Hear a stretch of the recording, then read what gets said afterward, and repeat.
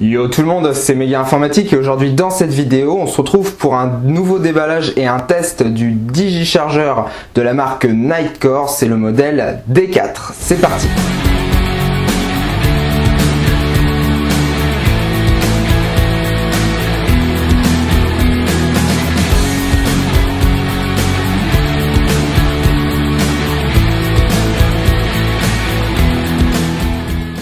Comme vous pouvez le voir, il est emballé dans du papier bulle. Donc à l'aide de mon petit cutter favori, je vais déballer gentiment tout ça.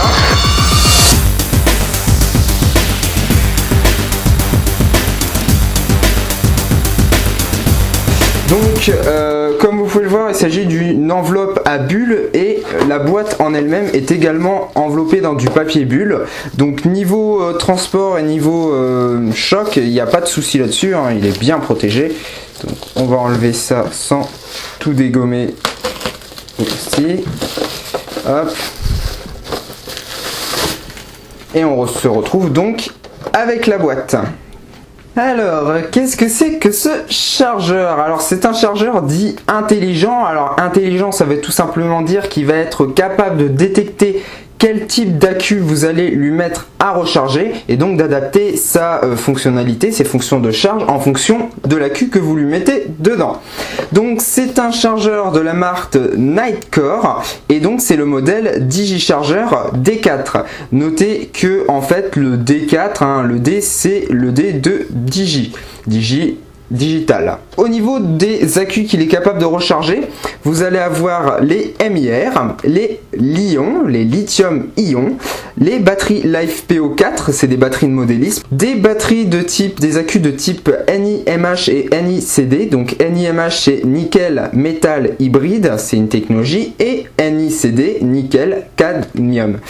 Donc il est compatible avec les AA, les AAA, les quadruple A et les batteries de type C.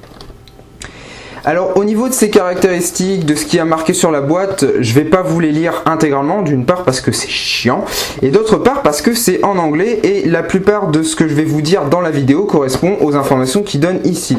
Donc voilà, donc là ici on peut juste voir le all-in-one, tout en un, pour ceux qui ne savent pas lire l'anglais. Donc ça veut dire en gros qu'il peut charger quasiment tout type d'accu, hein, tout ce qui est marqué là, en un seul. Alors on va l'ouvrir, hein, on va pas perdre plus de temps que ça. Alors ça s'ouvre tout simplement de cette manière là. Hop. Voilà. Donc à l'intérieur on retrouve un cordon d'alimentation européen, hein. Vous pourrez peut-être avoir un autre type de cordon, hein, ne vous inquiétez pas, mais c'est des cordons standards, hein, c'est des 2 broches vers le secteur, donc c'est tout à fait standard. Une petite notice. Alors excusez-moi, je regarde par l'écran témoin de la caméra, donc c'est pas évident.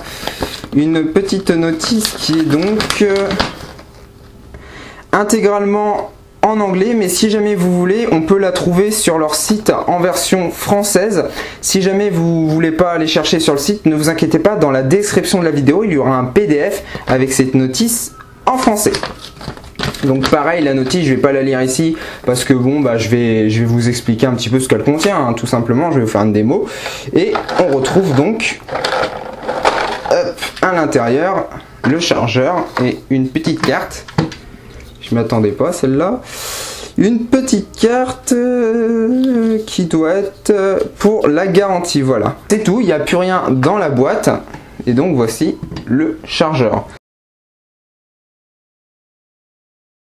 On passe au test du DigiCharger D4 de la marque Nitecore. Alors si je ne vous ai pas déjà expliqué ce que voulait dire le D4, puisque ça a une signification, je vous l'explique maintenant. Ça veut tout simplement dire 4 slots, donc 4 slots, la possibilité de charger 4 accus en même temps.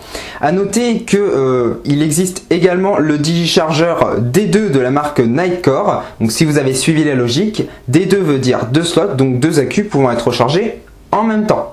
Au niveau des éléments extérieurs, vous avez tout d'abord un écran rétroéclairé en blanc avec dessiné dessus 4 emplacements. Alors ça correspond tout simplement aux 4 slots, aux 4 accus que vous allez pouvoir y mettre. C'est un smart charger, donc un chargeur dit entre guillemets intelligent. Donc qu'est-ce que ça veut dire? Je m'explique. C'est un chargeur qui va être capable de charger chaque accu indépendamment. Donc vous allez pouvoir y mettre des accus de différents types compatibles avec le chargeur et de différentes charges. Et lui, il va se charger de les charger à 100% indépendamment. Sur le côté gauche, vous avez deux boutons. Un bouton slot et un bouton mode. Ce bouton slot, tout d'abord, va vous permettre de sélectionner les différents slots, donc les différents accus en dessous. Vous allez voir, ça a son importance.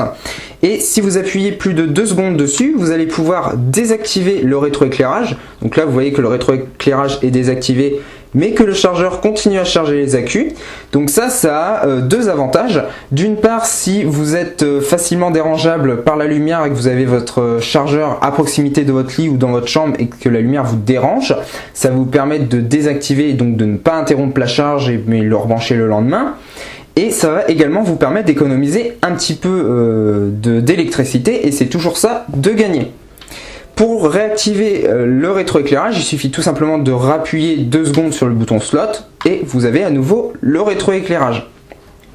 Pour ce qui est du bouton mode, il va vous permettre tout d'abord de naviguer plus rapidement dans les informations qui vous sont affichées juste ici. Vous voyez qu'il y a le temps depuis lequel vous avez mis votre accu, le voltage de l'accu actuel et sa charge en milliampères. Donc ça, vous allez pouvoir d'un appui bref naviguer à travers pour avoir l'information tout de suite et ne pas attendre que le défilement le fasse. Si vous appuyez plus de 2 secondes, vous allez pouvoir déclencher le mode de chargement lent, donc ce qu'ils appellent le mode low. Donc là, avec le bouton slot, vous sélectionnez l'accu avec lequel vous voulez qu'il charge lentement et vous appuyez 2 secondes sur le bouton mode et vous allez voir apparaître ici la petite mention low. Donc ça va diminuer en fait le nombre de milliampères qui va être injecté dans l'accu et ça va donc le faire moins chauffer. Et qui dit un accu moins chaud dit un accu qui dure plus longtemps puisque la chaleur c'est pas très bon. Donc si jamais vous êtes pressé, laissez-le en mode normal. Si jamais vous n'êtes pas pressé et que vous pouvez vous permettre d'attendre, passez-les tous en mode low. C'est le petit conseil que je vous donne. Pour le désactiver, vous rappuyez à nouveau 2 secondes sur le bouton mode et vous allez voir le petit icône low ici disparaître. Si vous appuyez plus de 3 secondes sur le bouton mode, vous allez passer dans un mode qui s'appelle le Life PO4. C'est une autre technologie de batterie. Donc je vais vous montrer. J'appuie plus de 3 secondes, toc, et vous voyez que je passe en mode Life PO4. Donc ce mode en fait, je vais l'enlever puisque c'est pas une batterie Life PO4. Passons aux avantages et aux inconvénients. Donc plus précisément aux points forts et aux points faibles. Donc tout d'abord au niveau des points forts, j'en ai relevé énormément. Tout d'abord le système de lamelles à ressort, donc je vais enlever un accu pour vous montrer le système de lamelles à ressort ici, qui est plutôt pas mal et qui permet de s'adapter à n'importe quel type d'accu compatible. Donc celui-ci c'est un accu AAA. Donc vous voyez que ça s'adapte parfaitement. Par contre, un petit inconvénient, je vais en parler maintenant, c'est que vous voyez qu'il n'y a pas de slot prédéfini. La seule taille maximale, c'est la taille d'un accu 18650. Donc ça fait que si vous bougez un petit peu votre accu à ce niveau-là, vous voyez qu'il n'est plus en train de recharger puisqu'il n'est plus connecté au plus. Donc ça, c'est une petite remarque que je peux faire, mais si vous placez bien vos piles et que vous n'y touchez pas trop, logiquement vous n'avez pas trop à y toucher, ça fonctionne plutôt pas mal. Vous avez également la possibilité, comme je viens de vous le dire, de ne pas seulement recharger que des 18650 mais des AAA avec la technologie NiMH nickel métal hybride et NiCd nickel cadmium, avec en plus les batteries en Life PO4. Donc c'est plutôt pas mal, il ne se cantonne pas qu'à une seule technologie en lithium-ion. Il a également la charge lente, comme je vous ai montré, qui permet de faire chauffer les accus et donc d'éviter de leur réduire leur durée de vie, puisque la chaleur réduit la durée de vie d'un accu. Le fonctionnement quasiment automatique. Alors je suis un petit peu sceptique sur ça. Pourquoi? Eh bien, vous verrez un petit peu plus tard. Mais d'une part, il est automatique puisque vous avez un microprocesseur dedans qui charge les piles indépendamment, qui s'occupe de faire ce qu'il faut, qui détecte la technologie. Mais d'autre part, vous verrez un petit peu, ça fait partie des points faibles et il faudra que je m'étale un petit peu plus. Donc pour l'instant, on reste dans les points forts. La sécurité en cas d'inversion de polarité, donc sur un accu 18650, je vais vous montrer que c'est vrai, le plus est de ce côté, le moins de ce côté. Donc si j'inverse, je mets le plus en bas, puisque le plus se trouve ici, de toute façon vous avez un petit dessin qui vous l'indique, un plus en haut, moins en bas. Donc là, je vais mettre le plus en bas et le moins en haut. Hop, vous allez voir qu'il va faire sa petite étape de recharge. Donc en fait, cette petite étape-là, c'est une étape où il envoie un courant très faible dans la pile pour savoir s'il peut la recharger ou pas. Vous allez voir qu'il n'est pas très au point non plus, ce système, en ce qui concerne un autre point. Donc là, il clignote, la cellule entière clignote et il m'indique une erreur. Donc ça veut tout simplement dire que je me suis trompé de sens. Et si jamais je le remets dans le bon sens, vous allez voir que ça va fonctionner sans aucun problème. Donc une petite sécurité bien sympa, puisque ça peut vite arriver, surtout sur ce type d'accu là, si on est un petit peu novice, d'inverser la polarité. C'est pas une bonne idée. On va passer maintenant aux inconvénients, aux points négatifs. Donc il n'y a pas de sécurité pour désactiver la recharge des piles non rechargeables. Donc je vais vous montrer. Je vais prendre une pile non rechargeable, une de ce style là. Voilà, donc je vais essayer de vous retrouver l'inscription. Voilà, c'est écrit ici en toutes lettres, ne pas recharger. Sauf que si jamais je la mets dans le chargeur correctement pour qu'elle touche, que je ne triche pas, vous allez voir qu'il va faire sa petite phase de test. Hop, qu'il a détecté une technologie qui n'est pas du tout cette technologie-là d'ailleurs, et qui commence à la recharger. Donc ça, c'est extrêmement dangereux et c'est un petit peu dommage. C'est pour ça que je vous ai dit dans la catégorie point fort, quand je vous ai dit le fonctionnement quasiment automatique, il faut faire attention quand même au type d'accu qu'on met dedans.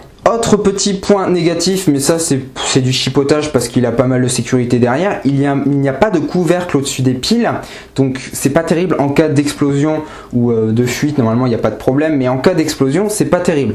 Sauf que ce chargeur normalement a des protections de surtension, de surcharge et de surchauffe. Donc c'est à dire que si jamais un accu surchauffe ou est surchargé, il coupe tout simplement la charge et il attend que l'accu soit enlevé et remis pour pouvoir le recharger. Au niveau de la fonctionnalité, comment savoir quand un accu est chargé? Et bien tout simplement, je vais vous montrer. Il n'y a plus de bâton qui est en progression ici, mais le bloc est plein. Il ne clignote pas et c'est marqué charge finish, tout simplement ici avec le temps qu'il a mis pour recharger et la tension actuelle, enfin toutes les informations. Et donc à partir du moment où c'est marqué charge finish à cet endroit là, vous pouvez enlever l'accu et vous pouvez l'utiliser, il est plein.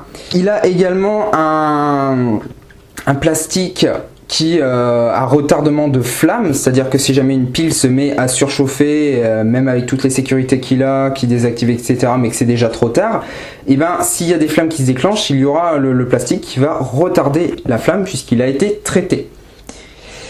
Au niveau de son alimentation, vous pouvez l'alimenter soit par une prise totalement standard en 230 volts, soit par un connecteur 12 volts en allume-cigare. L'allume-cigare n'est pas fourni. Place au bilan sur le digichargeur D4 de la marque Nitecore. Alors, est-ce que je vous le conseille ou non? La réponse c'est oui.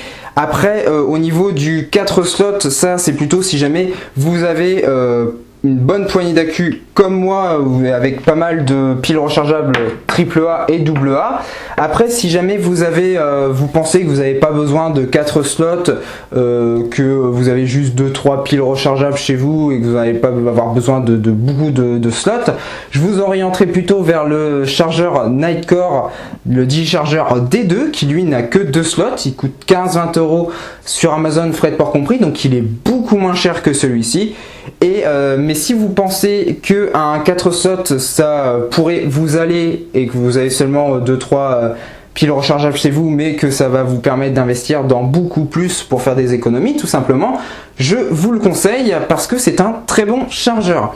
Comme d'habitude, je vous invite à mettre un pouce bleu, à vous abonner à la chaîne, à partager un maximum cette vidéo sur vos réseaux sociaux Facebook et Twitter, c'est le meilleur moyen de m'aider. Vous êtes de plus en plus nombreux et ça me fait énormément plaisir.